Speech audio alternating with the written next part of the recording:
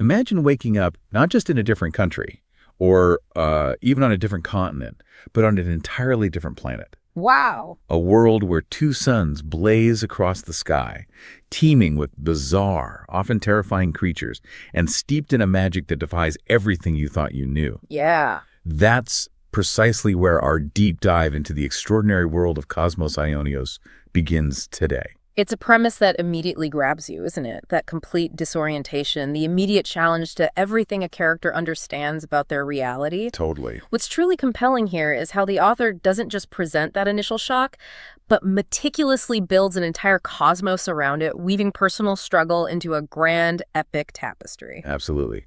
Today we're cracking open the author's notes and the initial chapters of this epic new fantasy novel, Kosmos Aionios, which for those just joining us means eternal cosmos. Our mission is to navigate its rich lore, from cosmic origins to intricate socio-political structures, and trace the compelling initial journey of our main character, Mary Martinez, as she finds herself transported to a world brimming with wonder, danger, and ancient prophecies. We're giving you a shortcut to being intimately familiar with this meticulously crafted world. And we've got a treasure trove of material for this deep dive. Detailed character profiles, chapter-by-chapter breakdowns, extensive planetary information, a truly unique calendar system, a rich pantheon of deities, a diverse array of mortal races. Wow. A lexicon of magic, specific naming conventions for characters and places, intricate government structures, a cultural atlas of kingdoms, a history of political ages, sacred relics, rebel cults, and, crucially, the core prophecies revolving around a mysterious empty throne. The empty throne.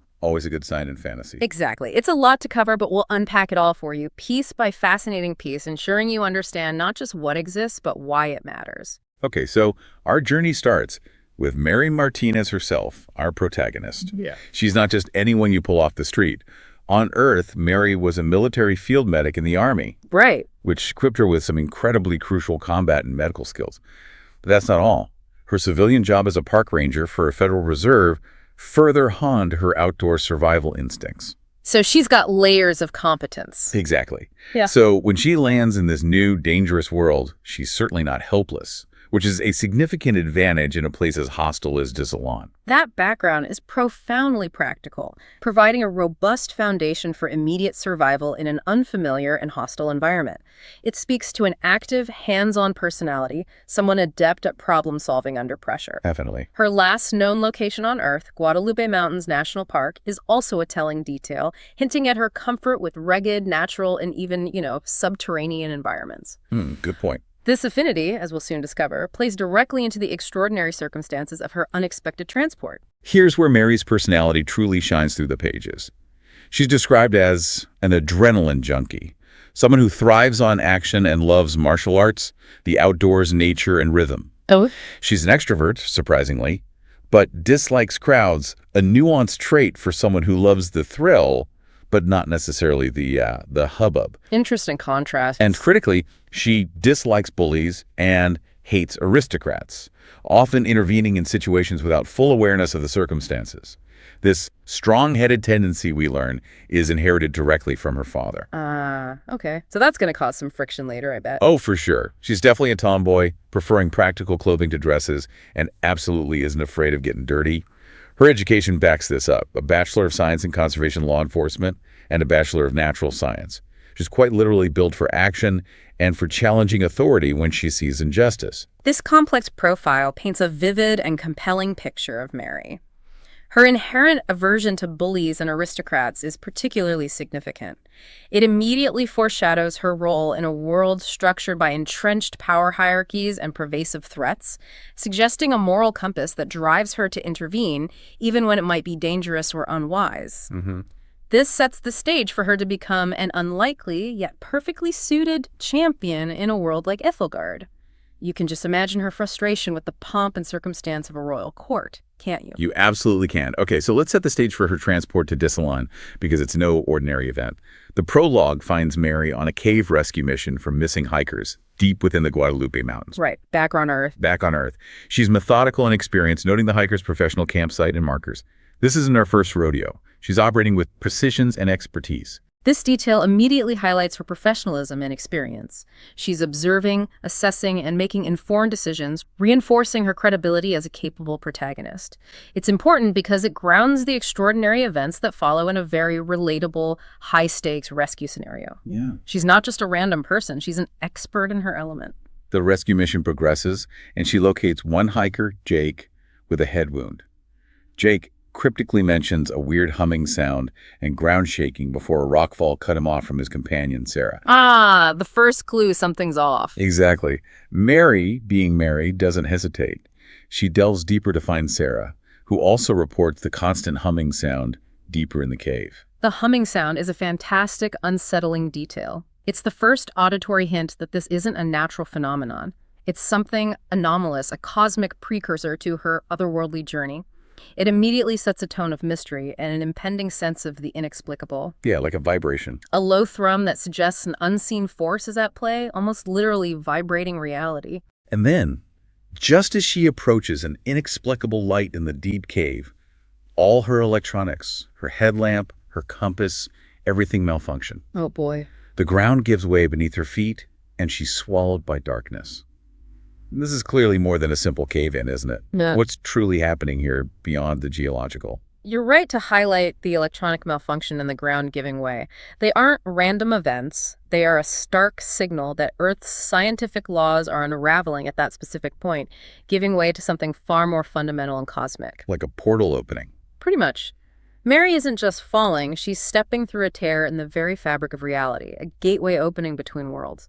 Her compass, her rational tools are utterly useless in the face of such an anomaly, underscoring the alien nature of where she's headed. So Mary wakes up, chapter 1. She's lying face up in a grassy plain, completely confused and disoriented.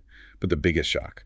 Not one, but two suns in the sky, one white, one slightly orange. Wow. This instantly tells her, and us, that she is absolutely, unequivocally not on Earth anymore. It's a truly visceral aha moment. It's the definitive signpost for the reader and Mary. The binary suns are not just a visual spectacle. They are a fundamental feature of this new world, immediately establishing its alien nature and hinting at deeper cosmic lore. Imagine the disorientation. Your most basic understanding of the sky, of light and warmth, is completely shattered. Yeah, totally. It's a powerful way to throw both character and audience into the deep end. But her disorientation doesn't last long. A terrifying roar from a nearby forest cuts it short, and she's pursued by a corrupted bear. A corrupted bear, okay. This isn't just any bear. It's visually distinct with glowing veins and fiery eyes, far more aggressive than any Earth's animal. This is a crucial introduction to a core thread of this new world. The pervasive, twisting force of corruption. This corrupted bear serves multiple purposes beyond just a monster. It's an immediate, visceral threat that forces Mary to act, utilizing her survival instincts. Right, snaps her right out of confusion. Exactly. But it also introduces the central antagonistic force of the world, a pervasive corruption that twists and distorts natural life. This isn't just a monster hunt. It's an encounter with a profound systemic problem in Dissalon, a first taste of the darkness that grips this world. Mary, drawing on her park ranger and military training, outwits the bear, using her knowledge of terrain to escape down a steep slope into river rapids. Her skills are put to the test immediately, which is incredibly effective for showing, not telling, what she's capable of. I wonder what Mary was thinking in that moment, seeing a beast from her worst nightmares. Did her military training just kick in, or was there a moment of pure, oh, I'm definitely not in Kansas anymore, and panic? Her rapid assessment and decisive action underline the effectiveness of her Earth-based training. You're right, there's probably a moment of pure terror, but Mary's instinct, honed by years of adrenaline-fueled situations, is to analyze, adapt, and survive. Yeah, that training takes over. Her park ranger knowledge of terrain and waterways would have been invaluable, allowing her to exploit the environment to her advantage, even in this alien setting. It's her ingrained practical intelligence taking over. The perilous ride through the rapids leaves her exhausted but alive, clinging to a log. She spots a village and a person by the shore, a glimmer of hope. Iskareen, described as a nature healer by trade, immediately jumps in to rescue Mary, demonstrating compassion and initiative. Oh, nice. An ally. So Mary finds her very first ally in this new, terrifying world.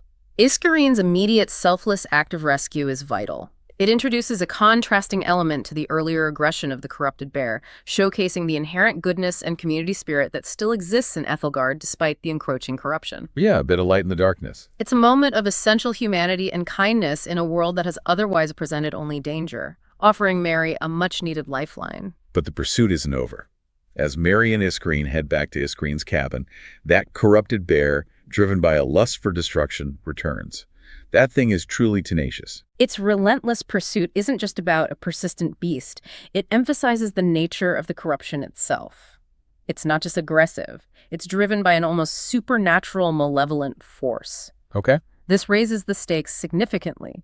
The danger isn't easily outrun or dismissed, indicating a deeper, more insidious threat at play. And here we meet Iskreen's father, Philostratos Marduthios. He's a retired military commander and a hunter by trade. He's an Ophikilu, a snake-blooded mystic. Ophikilu, snake-blooded mystic. Got it. Interestingly, while fair-skinned, their blood has a slight green tinge. He's a side character for now, but clearly possesses significant experience and strength. Philostratos' introduction is an early, fascinating hint at the diverse races and hidden powers within Dezolan. His background as a retired commander and hunter immediately establishes him as a figure of authority and competence, capable of confronting the immediate threat. Yeah, you feel safer already. And his Ophikilu race also introduces the idea of inherent magical and physical distinctions among the world's inhabitants, immediately distinguishing this world from more standard fantasy settings. The green tinge to the blood is a great visual detail that helps cement their unique physiology. And then, in a truly climactic moment, Philostratos confronts the bear. He drops his bow, readies a great axe, and shouts, "Kratos Kotu." Kratos Kotu, what does that do? This isn't just a physical attack, it's a word of power, causing his muscles to surge, his axe to light up with a blue glow, and its edge to become red hot. Whoa, okay, that's magic. He splits the bear's skull in a single powerful blow, setting its fur ablaze. This is your first concrete example of magic in this world, and it powerfully hints at the words of power system. Mary is beat and tired, but also out of sorts by what she's just witnessed. Her earthly understanding of reality has just taken another massive hit. This is a pivotal scene, a moment that fundamentally alters Mary's perception of her new reality. It's where she and we, the listener, witnesses true magic in action, not just in its raw power, but in its structured form as words of power. Right. The visual detail, the blue glow, the red-hot edge, the explosive impact is vividly described, marking a clear departure from Mary's earthly understanding of combat. It signifies that this world operates on entirely different principles, ones she must now grapple with. Yeah, physics just went out the window. Pretty much. The words of power aren't mere spells. They're expressions of fundamental harmonic frequencies, tapping into the very energies of the cosmos. Philostratos, as an Ophikilu mystic, channels these specific frequencies to achieve a powerful physical augmentation. It's almost a blend of martial arts and a scientific understanding of cosmic resonance. What a way to introduce us to a new world. Philostratos reveals true magic, a word of power. Mary's mind must be reeling, but to truly understand the world she's landed in, we need to grasp its cosmic foundations. Because the very reason Ethelgard exists and why it has two suns shapes everything she will encounter. You're absolutely right. Let's dive deeper into the world itself, known as Ethelgard and Desalon, and its incredible cosmic origin story. First, the names. Ethelgard is an old English-inspired name, meaning noble enclosure, suggesting a protected or perhaps chosen world. Okay, Ethelgard. Then we have Desalon, which means the twice-sunned in a Greek-inspired language. Desalon Mixalon. Got it. This dual naming isn't just a clever linguistic choice. It immediately conveys depth and subtly hints at the cultural conflicts we'll see later.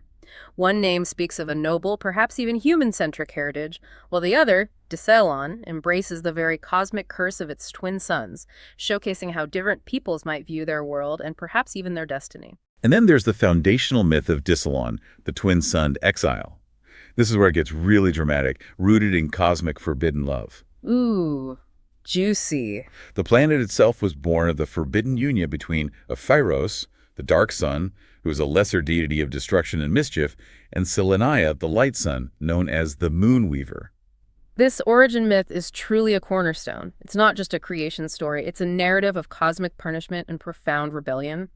The deities involved, Ephyros and Seleniah, are immediately cast as central, powerful figures, their forbidden love directly shaping the very existence and nature of Dissalon. So the planet is literally their child. Exactly. What's truly insightful here is how the world's very existence is a defiant act.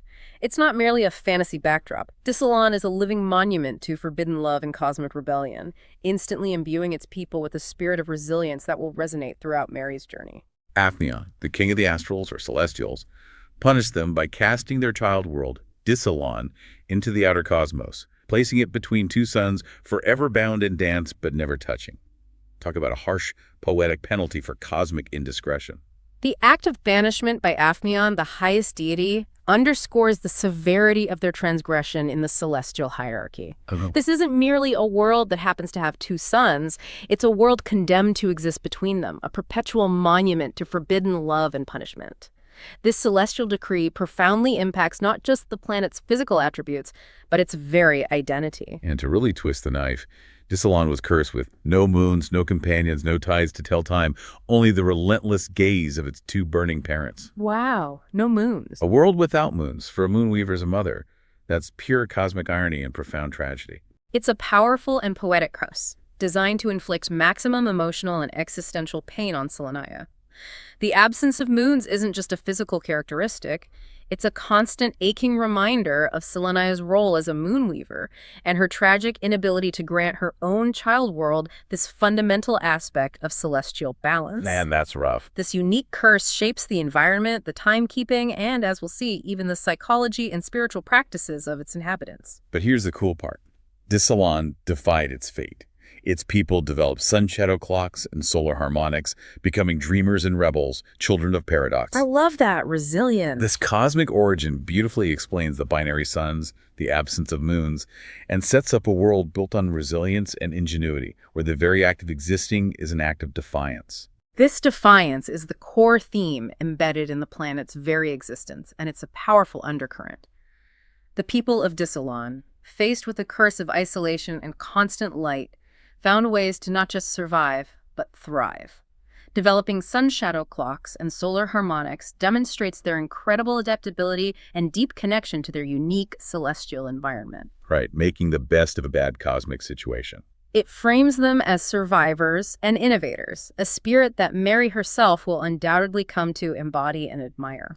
This world also boasts a rich pantheon of celestial deities, or astrals, which are absolutely crucial for understanding its spiritual and magical underpinnings. At the top is Aphnion, the king of the astrals, highest in hierarchy, wise, gentle, and he concentrates on eternal decisions. So the big boss. Pretty much. His existence, for most, is unfathomable. He sets the cosmic rules, but doesn't often intervene directly. Aphnion represents the ultimate, almost abstract authority. His focus on eternal decisions means he doesn't interfere in the day-to-day, allowing his creations and lesser deities considerable agency. This leaves ample room for the dynamic interplay of other gods to directly influence the mortal realm, which is where much of the world's conflict, magic, and human drama stems from. He's the distant architect, not the daily foreman. Then we have Ephyros, the male dark sun, whose role is destruction and mischief, lies and deceit. He controls the underworld, and his presence is felt as a constant shadow. The bad dad, basically. Yeah. His followers practice ilthurism, which views the universe as an elaborate game where through lies we grow, through destruction we ascend. Quite a philosophy for a deity of chaos. Ephyros is a compelling antagonistic deity, not purely evil, but embodying forces of chaos and subversion. His religion, ilthurism, legitimizes cunning and destruction, creating a powerful moral gray area that can influence characters and factions within the story. Yeah, that's complex. It means that villainy isn't always overt. It can be cloaked in a philosophical framework, making it far more insidious. And Seleniah, the female light sun, is the controller and weaver of moons, which is, of course, a cruel irony for Dissalon, her own child world. The tragic mom. Totally. She was created to balance worlds. Her religion, Nanasuanism, focuses on the binary stars as a connection to Selenia, emphasizing personal empowerment, the balance of light and dark, and redemptive love. Their key belief is in the balance of light-dark, creation-destruction, truth-deception. Selenia's role is particularly poignant given Dissalon's moonless state, a constant reminder of her tragic past.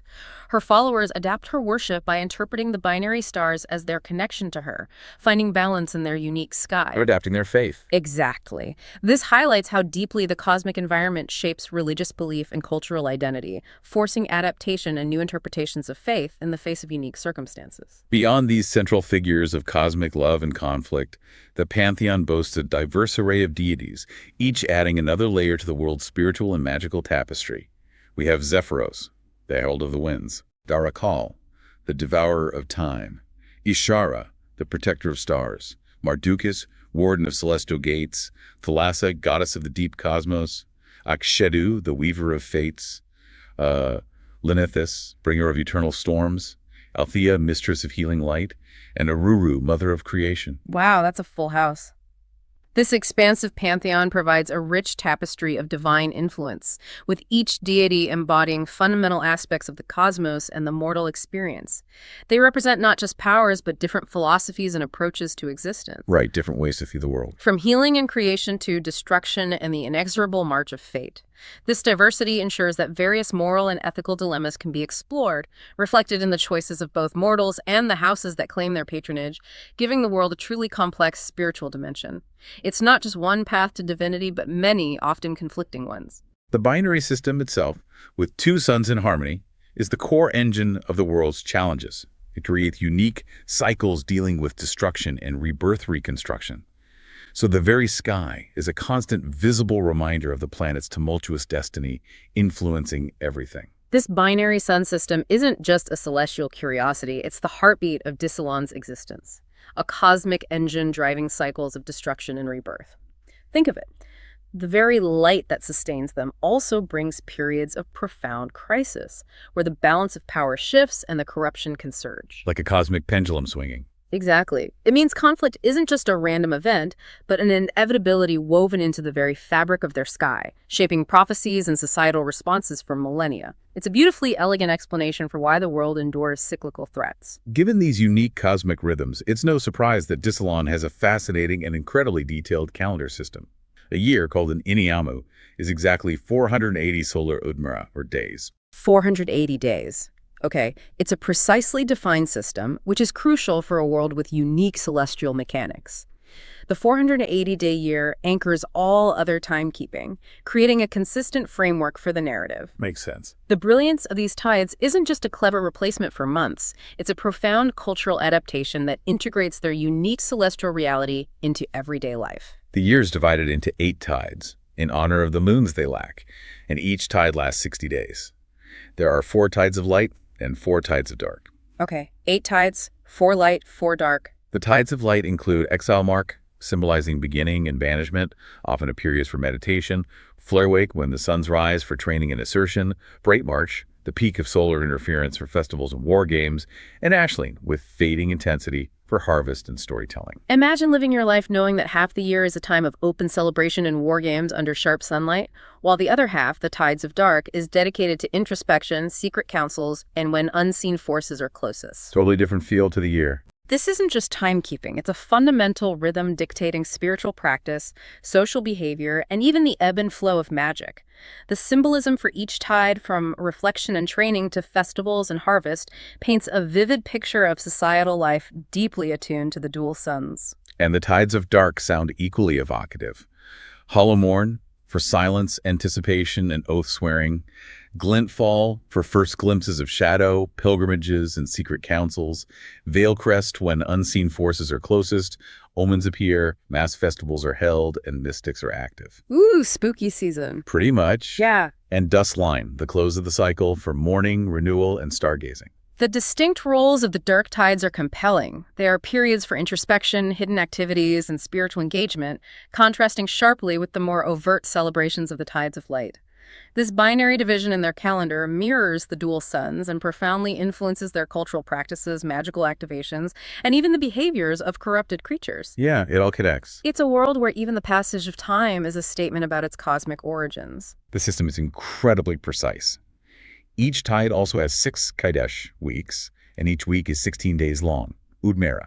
The days even have specific names like Alion, Velith, Dros, and Zenth. 16-day-a-weeks. Then daily, an Udmara has 36 hours.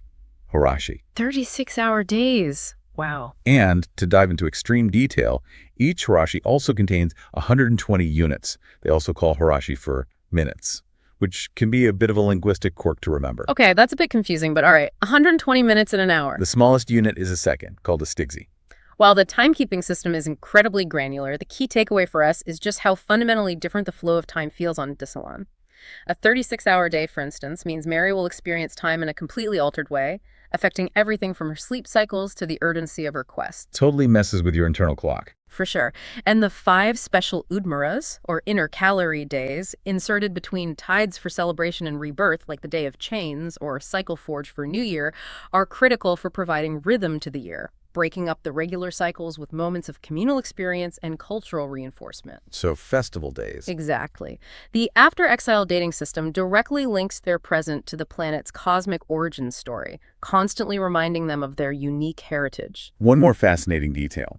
All naming conventions for the world, places, people, buildings, cities, draw from ancient Earth civilizations, specifically ancient Greek and Mesopotamia. Oh, interesting. This has a layer of familiarity while maintaining an exotic, almost mythic feel. This cultural naming influence is a smart narrative device. It provides a touchstone for the reader, allowing for quick immersion and a sense of shared human history, even in an entirely alien setting.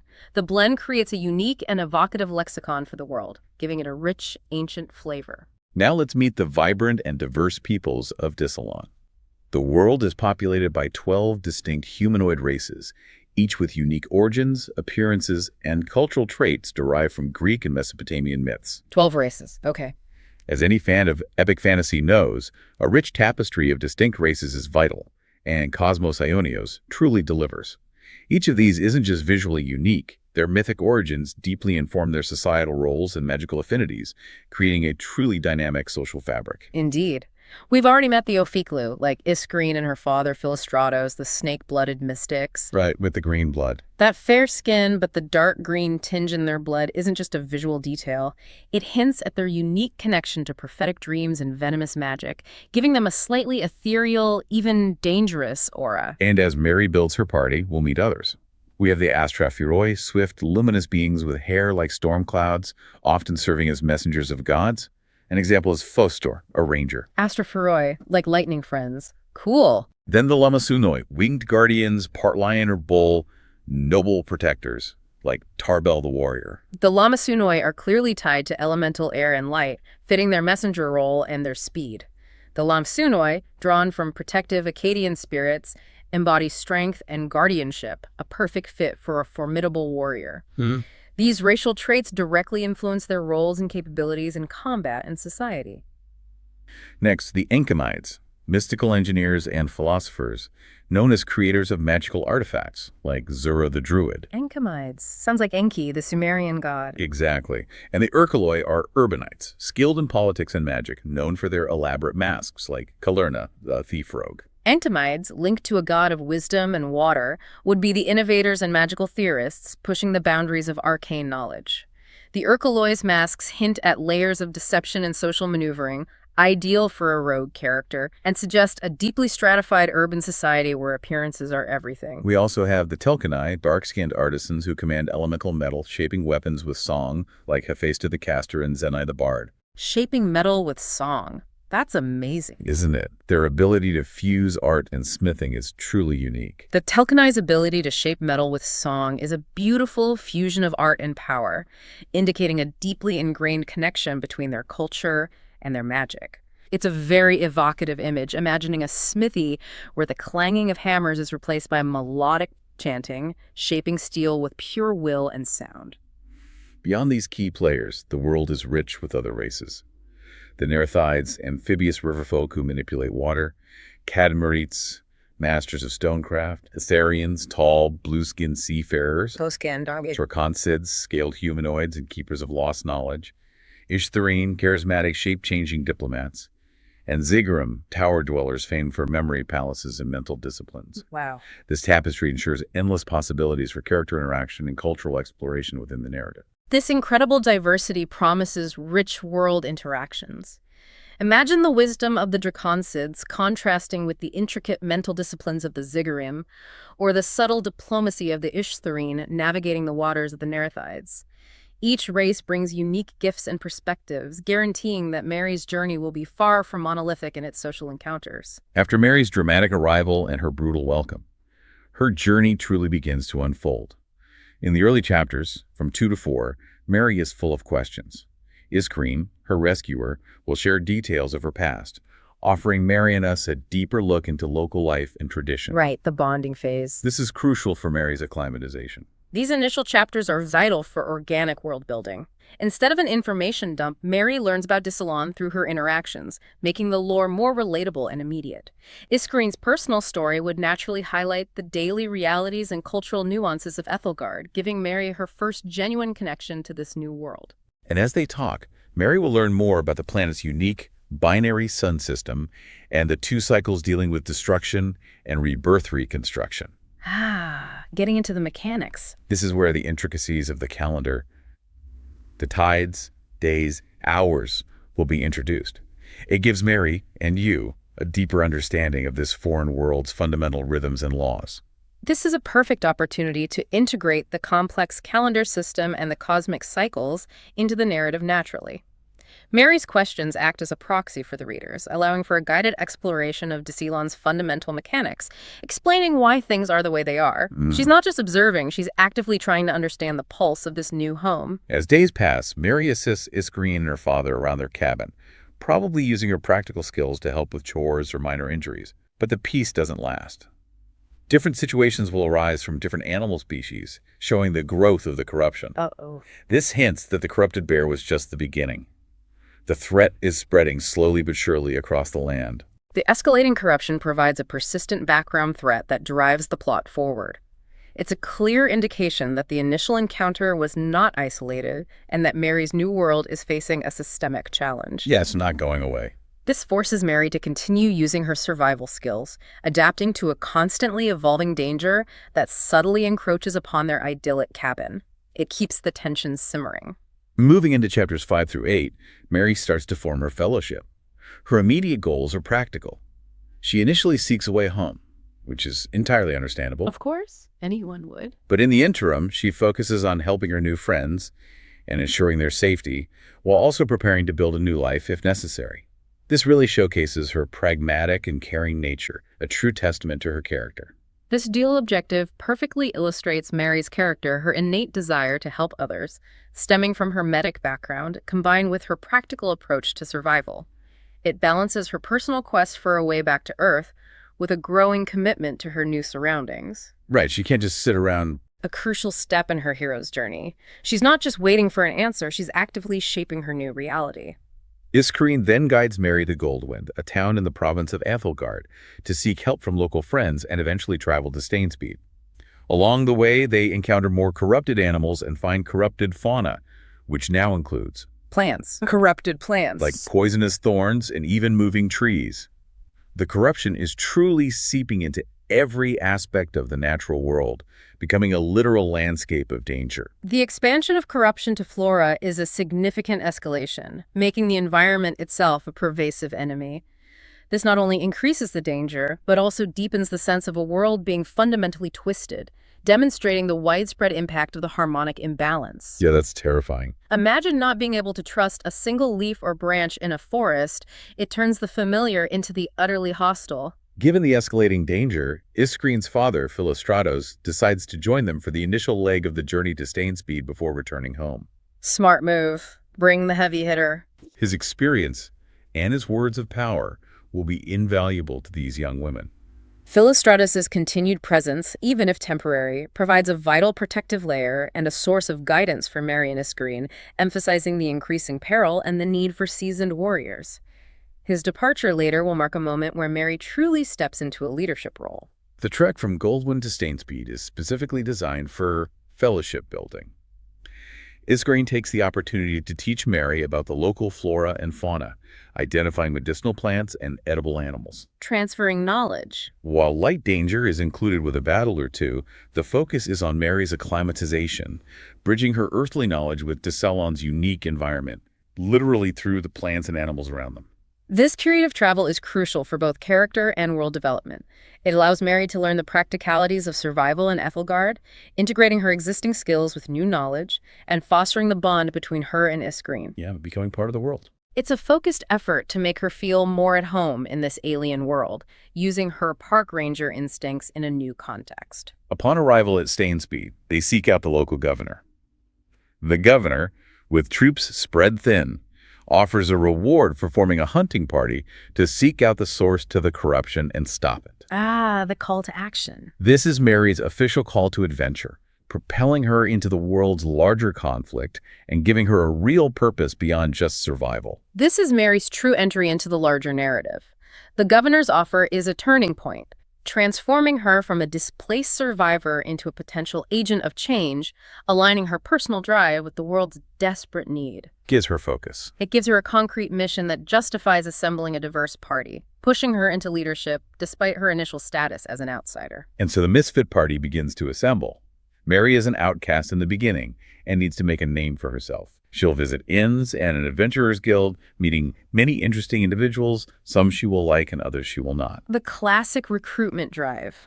This process leads to the formation of her first party, largely comprising misfits, much like herself. This is a classic fantasy trope, but essential for Mary's growth. Being an outcast forces her to rely on her leadership skills and forge new connections, overcoming her initial status as a stranger. Right. The Assembly of Misfits highlights that the world's challenges often require unconventional solutions and diverse talents. These are the people the established authorities overlook, but who Mary, with her disdain for aristocrats, instinctively connects with. The party archetypes are familiar, yet infused with the world's unique lore. A tank, a rogue, a caster, a ranger, with additional roles like a druid and a bard. We get to meet some incredible characters here. Iskgreen, of course, is the upbeat, observant, Kofiklu nature healer, a stone prophet. Our first ally. Then there's Hephaestus, a Tokenai male caster, son of Alien, who's highly intelligent, but also an introvert with insomnia and schizophrenia, a fascinating and potentially volatile mix. Wow, okay. That adds complications. These archetypes provide structure, but the individual personalities and racial backgrounds add significant depth. Hephaestus' internal struggles, combined with his high intelligence and elemental magic, make him a nuanced and potentially volatile member of the team. Yeah, sure. Imagine trying to strategize with someone wrestling with insomnia and schizophrenia while surrounded by corrupted creatures. Maria will certainly have her hands full managing this diverse ensemble. We also have Foster, an Astrophoroi male ranger, a rune guard, strong and observant but silent and short-tempered. Tarbell, a Lamasunoi male warrior, a storm-forged, a mercenary, courageous but incredibly reckless. Baloo's Cannon. Zura, an Enkamide female druid, a kin protector, trusted and inspires hope but can be predictable and naive. Zunai, a Telkanai male bard, a Kantamancer, an unshakable ally, precise but humorless and inflexible. The Stoic Bard. And Kalerna, an Urkaloi female thief rogue, Okay. a Gazlith, strategic and learns quickly but can be manipulative and vain.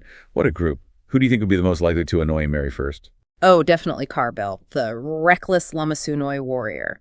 His ignore risks mentality would clash spectacularly with Mary's pragmatic, disciplined survival instincts from her military background. Oh, yeah, I can see that. But each character is crafted with both strengths and flaws, ensuring dynamic interactions and potential conflicts within the party. These individual quirks, combined with their unique racial traits and classes, promise a rich interpersonal narrative that complements the overarching fight against corruption. It's not just about the fighting. Exactly. It's a brilliant way to ensure the internal group dynamics are just as engaging as the external battles. With the party assembled, their first major mission takes them to the White Ridge Mountains, described as northeast of Mary's starting location. They discover a new corruption breach within the local mountain range. Okay, first quest. This means traveling through caves, deeper into caverns, fighting increasingly more corrupted creatures and aggressive fauna. So the threats are growing, and the stakes are getting higher. They're moving towards the heart of the problem. This initial quest solidifies the party's purpose and immediately puts their combined skills to the test. The increasingly more corrupted creatures signify that they are moving closer to the heart of the problem, a classic escalating challenge in fantasy narratives. It's where Mary truly begins to learn what teamwork means in Dissalon. And here's a critical piece of lore. The core problem isn't just monsters.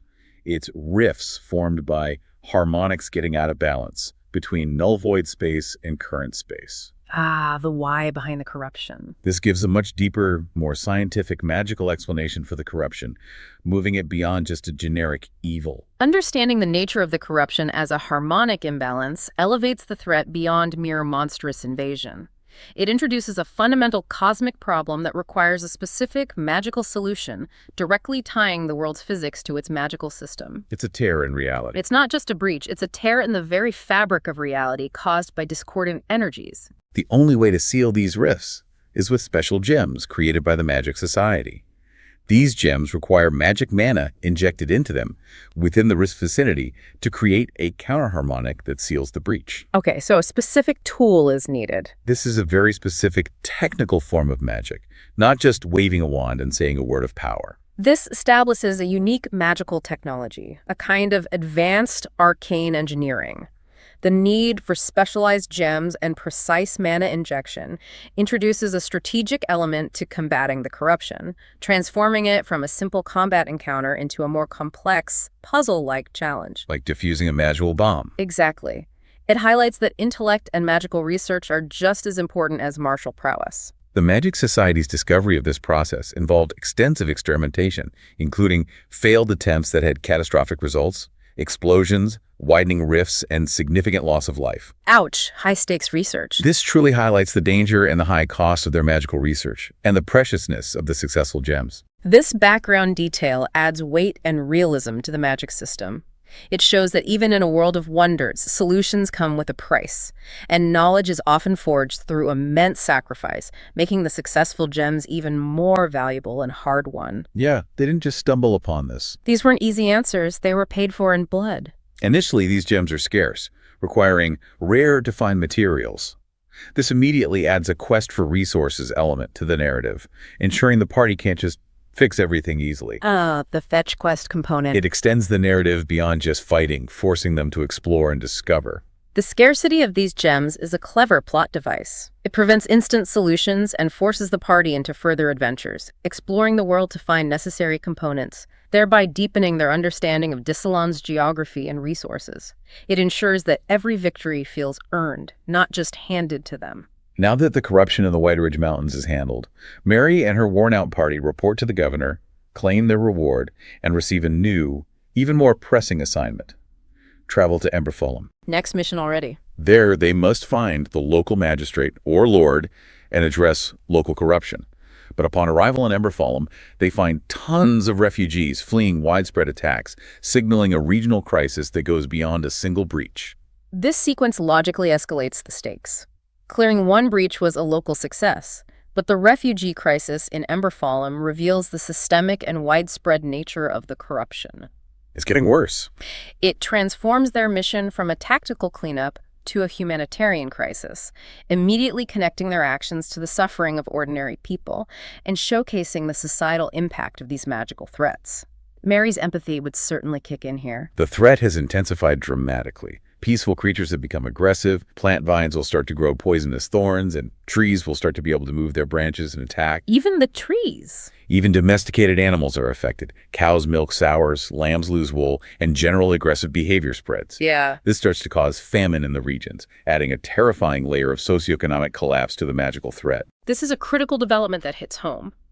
The corruption is no longer just spawning monsters. It's actively altering the fundamental ecology and agriculture of the land. Yeah, hitting the food supply. That's bad. The direct impact on food sources, leading to famine, introduces a desperate urgency and complexity, shifting the focus beyond mere combat to resource management and community survival. It's a very real threat that even Mary's military training might not have prepared her for. So their new mission is to find alternative food sources or protect existing farms to prevent mass starvation. The party's role is evolving from simple monster hunters to essential protectors of civilization, tasked with securing the very lifelines of the people. This new objective broadens the scope of Mary's heroism significantly. She's not just fighting beasts, she's directly involved in the survival of entire communities. It allows her and her party to utilize a wider range of skills beyond combat. Right, it's more than just killing things. Reinforcing their value and integrating them more deeply into the fabric of Ethelgardian society, they are becoming true heroes in the eyes of the people. As we move into chapters 13 through 15, Mary experiences profound internal and external changes. She's now spent enough time with the party, gaining significant fighting experience, and she feels changes both physically, intellectually, and emotionally. The transformation arc. This isn't just about leveling up. Yeah. It's about deep transformation, a melding with her new world. This period marks a crucial maturation for Mary. Her experiences are not merely additive, they are fundamentally reshaping her. This internal evolution is just as important as her external battles, setting the stage for her to truly belong in Dissalon. She's becoming one of them. She's becoming less earthbound and more a child of the twin suns. Iskareen, ever the wise guide, tells Mary that it's time for her to seek out a master in stain speed, to focus what she has learned into a class and grow in this new world. Choosing a class. Classic RPG element. Iskareen explains that until she chooses a class, her growth will be at war, hinting at internal conflict and fragmented abilities. It's a clear signal that Mary needs to define her purpose. This guidance from Iskareen is a significant plot point. It establishes a structured system for personal progression, formalizing Mary's development within the world's magical and combat frameworks. Gives her a path. The idea of her growth being at war without a class underscores the importance of choosing a focused path, a way to channel her raw power and burgeoning abilities. It's a moment of self-definition for her. The training itself is described as very difficult and stressful, akin to boot camp, balancing fighting with learning, little sleep, and lots of hard work. No pain, no gain. This chapter could even span years, reflecting the long, dark cycle of 240 days, truly emphasizing the depth of her commitment and the arduous path to mastery. The emphasis on rigorous, long-term training ensures that Mary's eventual power is earned and credible. It roots her progression in sacrifice and dedication, drawing a parallel to her military background, where intense training forged her initial skills. Yeah, she's used to hard work. The potential for the chapter to span years during the dark cycle further highlights the unique temporal rhythms of Dissalon, making her growth feel organic and truly hard-won. Mary is presented with numerous class options, each with a name reflecting a blend of Greek and Mesopotamian inspirations. Aetherin, Templar of the Elements, Hephaestus class, Stone Prophet, Iskareen's class, and Stormforged, Tarbell's class. So, lots of cool names. But Mary ultimately chooses Solarian. This name combines sol, sunlight, with aria, music, powerful expression, suggesting a warrior empowered by divine light and elemental energy. Solarian, nice. Fits the twin sun theme. This class will allow her to hunt solo if needed, or act as support within a party, a perfect blend for her independent yet loyal nature. Mary's choice of Solarian is highly significant. Given her military background and preference for independence, a class that allows both solo hunting and party support perfectly fits her pragmatic nature. Makes sense for her character. The connection to Sol also aligns her with the binary suns of Dissalon, perhaps foreshadowing a deeper, destined link to the planet's cosmic forces. Her initial internal conflict about choosing it over something like Celestial Warden suggests she is grappling with her role and identity. Yeah, maybe regretting it a bit. Perhaps between independent action and a more divine protective calling, a very human struggle within an otherworldly context. Her training involves honing these Solarian skills, facing close calls as she learns. This leads to internal conflict, with her potentially upset about herself for choosing this class instead of a different class, such as Celestial Warden. Buyer's remorse, even for a magical class. Her initial quests involve local dungeons, hunt creatures, patrol the area, and help make sure corruption seals are not broken, fix broken seals. Basically, she's putting her new skills into practice, but with real-world stakes. The close calls and internal conflict are crucial for making her development feel authentic. It shows that mastering her chosen class is a struggle, not an instant power-up. Imagine the frustrations, the near-fatal mistakes, the moments of self-doubt. Yeah, learning isn't easy. Her initial quests are cleverly designed as practical training, integrating her personal growth with the ongoing fight against corruption on a local level, reinforcing her new identity within the world. This is her proving ground. As Mary grows, we also start to uncover deeper mysteries, specifically about lost civilizations. This world has them, most notably involving dwarves. Dwarves. You gotta have dwarves. There were a group of dwarves like Durham, Caragorn, Moradrin, Grimnir, and many others who once shunned humanity, digging deep to build vast subterranean cities where they thrived for centuries. Classic dwarves, digging deep. But then a calamity happened, causing them to disappear, perhaps even teleporting to another world or dimension. Vanished dwarves. Interesting. The mystery of the vanished dwarven civilization is a fantastic element, hinting at a much deeper history and perhaps even multi-dimensional travel within the cosmos. Their shunning of humanity and building of subterranean cities adds a layer of reclusive pride. Yeah, maybe a bit too proud. And their sudden disappearance creates a powerful sense of ancient loss and foreboding. It poses profound questions about the nature of their magic and the forces they encountered. These abandoned dwarven cities are now full of demons from many cycles. So what was once a bastion of advanced civilization is now a den of ancient evil, a testament to a forgotten catastrophe. This transformation of dwarven cities into demon-infested dungeons is a very effective narrative device. It establishes them as dangerous, high-stakes locations for future adventures, directly linking lost history with present-day threats. Prime dungeon crawl materials. Exactly. It also begs the question, were these cities always destined for this fate, or did their pride lead to their downfall? Mary, Iskareen, and a team then delve into a local dungeon near Emberfallen. This dungeon started as local burial catacombs, but became corrupted by a fissure opening deep within, introducing undead, both local animals and humanoids. Undead now, too. Great. The mission to locate and seal the fissure proves more tedious than Mary is used to, and requires additional help. Crucially, they will not be able to get it sealed in time. The Catacombs mission serves as a harsh reality check. The failure to seal the fissure in time highlights the persistent and overwhelming nature of the corruption, even with Mary's growing power and a strong party. Shows they can't win every battle. It also emphasizes the resource drain and constant struggle facing Ethelgard. This isn't a world where every problem is neatly solved. Some battles are lost, or at best, delayed. After this, excavation teams are dispatched by various guilds to find more dwarven cities, seeking a common link, history, and relationships between them. The hunt for dwarven lore begins. This hunt leads them to a major ancient city containing a massive teleport gate that seems to be inactive. This raises critical questions about its purpose, risks, and how to proceed. The discovery of the inactive teleport gate is a significant revelation, far beyond a simple dungeon crawl. It confirms the speculative origins of the dwarves' disappearance and introduces a powerful, potentially world-altering artifact. The teleporter, where does it go? Exactly. Its inactive state presents a compelling mystery and a future objective, hinting at capabilities far beyond current understanding and directly linking back to the cosmic scale of the lore. Is it a way out? A way in for something worse? The possibilities are terrifyingly vast. As Mary and her party continue their journey, new challenges and alliances emerge.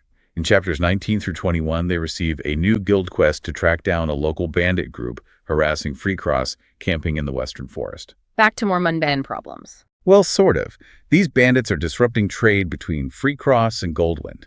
The party's goals are to clear up trade routes, build defense posts, and secure farmlands to prevent starvation during the dangerous corrupted mana months. This mission highlights the multifaceted nature of threats in Dissalon. It's not just magical corruption, it's also mundane yet critical issues like banditry, which are exacerbated by the larger magical crisis. Everything's connected. Protecting trade routes and food supplies is a fundamental step in stabilizing the region and preventing further famine, showcasing the party's versatile role beyond just fighting monsters. Mary's ranger background would find a lot of familiar ground here, even if the trees sometimes move. While traveling, the party has a groundbreaking encounter. They run across some dwarves. Finally, actual dwarves. This is their first real interaction with such fantastical beings, distinct from the humanoid races. These dwarves have been dealing with invasions far longer than humans and possess a deeper understanding as to what is going on. Ooh, ancient knowledge. Mary also learns of other races of beings on the planet more fantastical than she knew would exist. This direct interaction with the dwarves is a pivotal moment for Mary, significantly expanding her understanding of Dissalon's complex social landscape beyond the human-like races she's encountered. Their ancient perspective offers crucial insights into the cyclical invasions, Giving her the bigger picture. providing a much-needed historical context to the ongoing corruption. This also widens the canvas of the world, hinting at even stranger, more wondrous creatures yet to be discovered. A truly critical piece of information emerges. Ancient and sentient wyverns exist, capable of communication. Sentient wyverns, talking dragons, basically. Pretty much. They despise human beings, but are indifferent to dwarfs. Yeah. These wyverns might hold the key to how to ultimately defeat and push back the invasion that is cyclical. This introduces a powerful, potentially game-changing new player on the board. The revelation of sentient wyverns completely redefines the strategic landscape. Their ancient wisdom and global presence make them a potential, albeit difficult, ally. Their unique relationship with humans and dwarves adds a crucial layer of diplomatic complexity. Yeah, diplomacy is key here. Setting the stage for a high-stakes alliance that could dramatically shift the balance of power against the corruption. This isn't about just fighting, it's about understanding deep-seated animosities and forging new bonds. The local regent, likely Philostratos, Iskarine's father, given his retired military role, has been tracking Mary's progress. Dad's been keeping tabs. With corruption spreading and guilds overwhelmed, the regent asks Mary to assist the kingdom further, sensing a deeper and darker force this cycle. This is Mary being recognized for her growing capabilities, elevated from adventurer to a key strategic asset. The regent's recognition signifies Mary's rising prominence and the kingdom's increasingly desperate situation. The hint of a deeper and darker force suggests that the cyclical invasions are becoming more severe, necessitating a broader, more coordinated response. Upping the ante. Elevating Mary's role to a national level. Her reputation now precedes her, a true testament to her journey. The journey to Westhall, the capital, is long and rough, through the western forests and summer-scale woodlands, ensuring more challenges and dangers. They stop at Shadowbridge, a small outpost, where they use pelts from hunting to afford horses and a wagon and provisions at discounted prices, aided by the grateful town for their past work. Nice little detail, their good deeds paying off. This shows the practicalities of travel and the tangible value of their good deeds, creating a chain of goodwill. This logistical detail adds a touch of realism to their epic journey. It grounds the narrative in practical considerations like supplies and transport, while also highlighting the positive impact of their earlier efforts on the local communities. Right. It's a testament to the idea that even small acts of heroism can build goodwill and facilitate future endeavors, painting Mary as a true hero of the people. Moving into a critical phase of confronting ancient powers and seeking balance, we delve into wyvern diplomacy in chapters 22 and 24. Given the wyvern's deep-seated dislike of humans, it is imperative that the dwarf in her party speak on their behalf. The dwarf connection pays off. This requires a careful diplomatic approach, first sending an emissary from a dwarven city to request an audience and safe passage. This isn't a fight, it's a high-stakes negotiation where words are their only weapons. This diplomatic mission truly highlights the need for strategic thinking beyond direct combat. The wyvern's complex relationship with different races necessitates a nuanced approach, and the dwarf's role as emissary is critical, leveraging interspecies dynamics for a greater cause. It's smart politics. It's a fantastic subversion of typical fantasy tropes, where a conversation is more powerful than a sword. The wyverns, surprisingly, agree to meet, driven by curiosity as to why a human would seek knowledge from them. This meeting presents a new solution for the wyverns to potentially establish a more peaceful relationship with humans. Whoa, really? Even the oldest wyverns acknowledge that endless violence must end. This is a monumental shift in ancient prejudices, a true turning point for the future of Ethelgard. This is a major turning point, not just for the party, but for the entire world. The wyvern's curiosity indicates a potential willingness to evolve their long-standing animosity. A chance for peace. The acknowledgement that endless violence must end suggests a mature, long-term perspective on survival, paving the way for a crucial strategic alliance against the overwhelming corruption. It signifies that even ancient beings can recognize a common existential threat. Mary is advised to work with the local regent to prevent militia from killing young wyverns, fostering trust. This new alliance with globally nesting wyverns could be a new ally in the fight against corruption on more of a global scale. Building bridges. This is truly game-changing for Ethelgard, unifying disparate powers against a common foe. Securing this alliance requires ongoing effort and policy changes, demonstrating Mary's growing influence beyond just battlefield tactics. Her role in brokering trust between humans and wyverns signifies her capacity to effect change at a geopolitical level. She's becoming a real leader, bringing a powerful new global ally into the fight. It's a testament to her leadership and her ability to bridge ancient divides.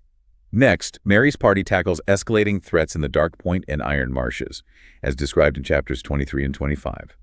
The Dark Point marshes, normally quiet, are now plagued by rifts, monsters, and poisonous mana. Poisonous mana? That sounds bad. That corrupts the local swamp wildlife, mutating them and giving them powers. Mary's party must first clear West Hall of any creatures that have penetrated the town, identifying nests and tunnels. Then, at the request of the Eastern Gate garrison captain, they clear the marsh infestation, track rifts, and clear any dungeons found. This mission details a multi-layered threat. The poisonous mana is a new, insidious form of corruption, causing mutations and empowering creatures, making the environment itself a weapon. Clearing West Hall first highlights the immediate domestic threat before they tackle the source in the marshes, showing a methodical approach to crisis management. It's a desperate race to contain the spread. Moving to the Iron Marshes, the corruption is even greater.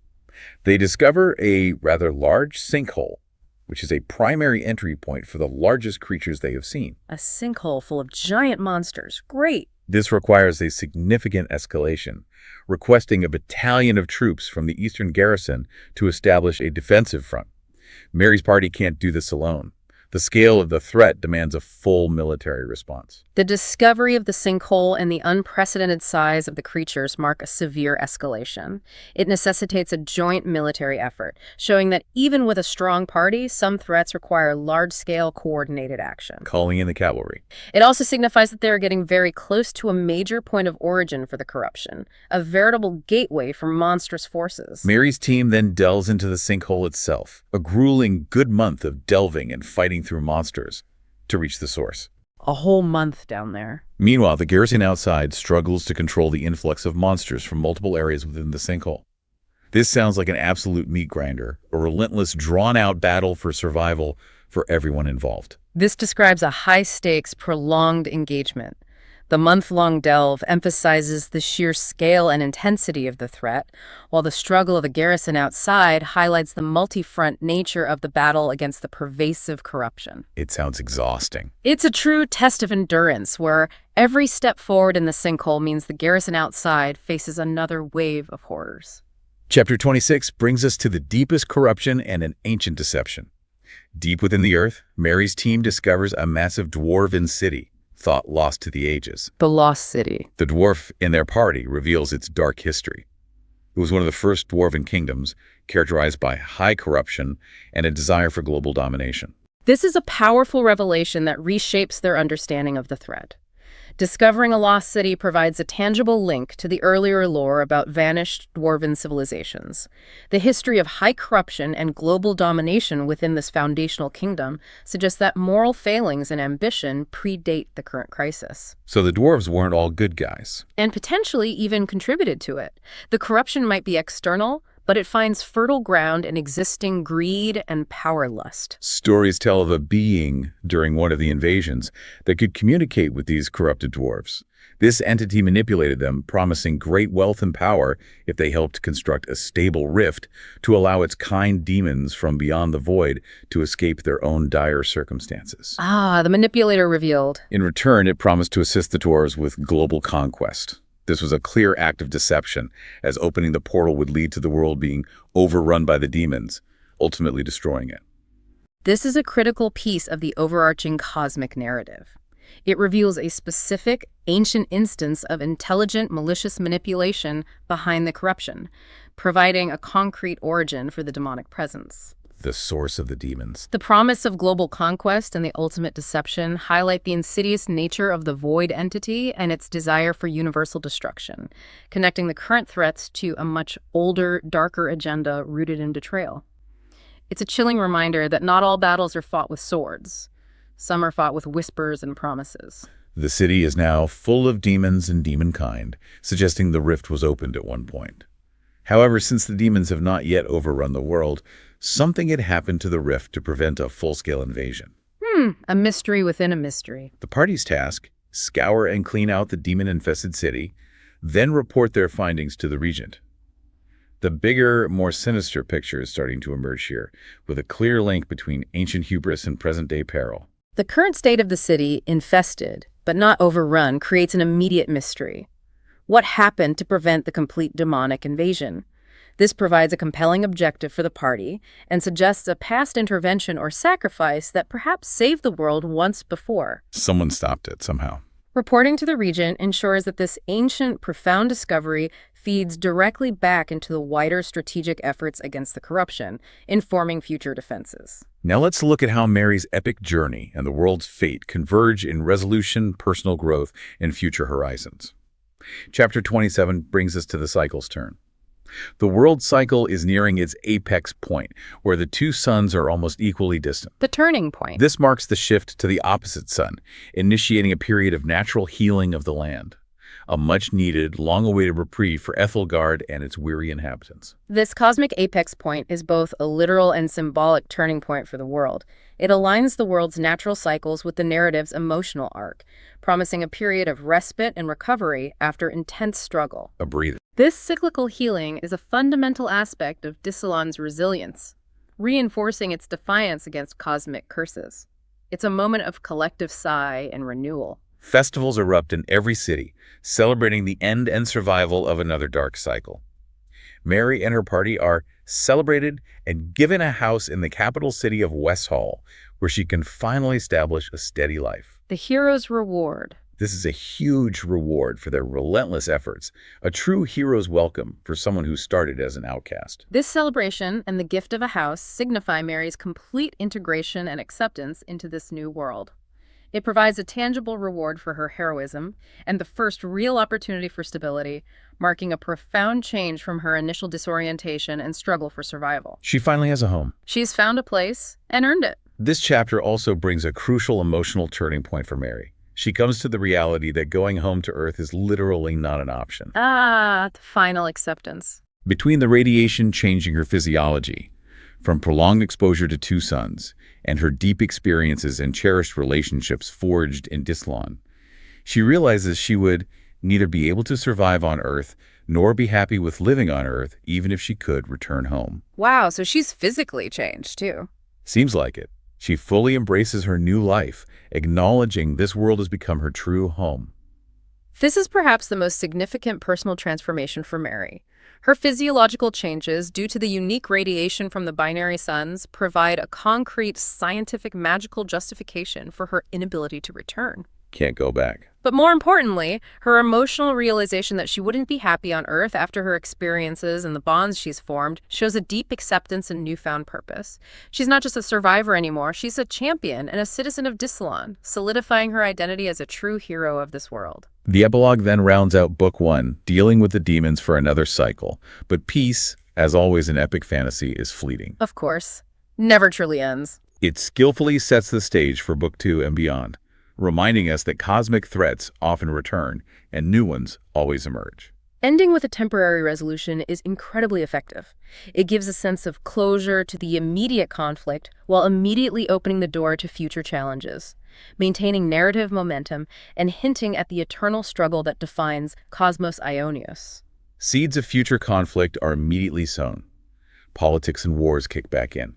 The empty throne remains a central issue, with no one has been able to deal with the empty throne, and the council has been in charge. Yes, the empty throne. Back to politics. The different houses are still warring with each other over power, setting the stage for Book 2's focus on internal conflicts between council members and houses.